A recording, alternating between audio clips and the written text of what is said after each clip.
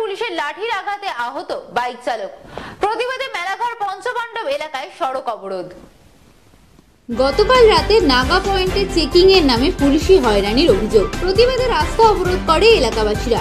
ঘটনা মেলাঘর থানা পুলিশের বিরুদ্ধে এই অভিযোগ আনে থানা এলাকার পঞ্চপাণ্ডব চৌমোহনীর সাধারণ মানুষ। অভিযোগ, বাইক চেকিং এর নামে এক বাইক চালককে লাঠি দিয়ে আঘাত করে আহত করে এক পুলিশ কর্মী। তাতে মাথা ফেটে রক্তাক্ত অবস্থায় আহত হয় মেলাঘর মাস্টারপাড়া নিবাসী রত্নেশ্বর বর্মন নামের এক বাইক চালক। আহত যুবকের অভিযোগ, প্রতিদিনের ন্যায় এদিনও মেলাঘর থানার অধীন পঞ্চপাণ্ডব চৌমোহনী এলাকায় রুটিন চেকিং চলা অবস্থায় ওই যুবককে হেলমেট বিহীন অবস্থায় বাইকের গতি রোধ করতে বললে তখন যুবকটি বাইক থামানোর জন্য রাস্তার পাশে গেলে এক পুলিশ কর্মী নাকি তার মাথায় আঘাত করে। পরে এই ঘটনার প্রতিবাদে এলাকাবাসী রাস্তায় টায়ার জ্বালিয়ে রাস্তা অবরোধ করে। দীর্ঘ 1 ঘন্টা ধরে অবরোধ চলার পর পুলিশের ঊর্ধ্বতন কর্তারা ঘটনার তদন্তের আশ্বাস দিলে অবরোধ তুলে নেয় এলাকাবাসী।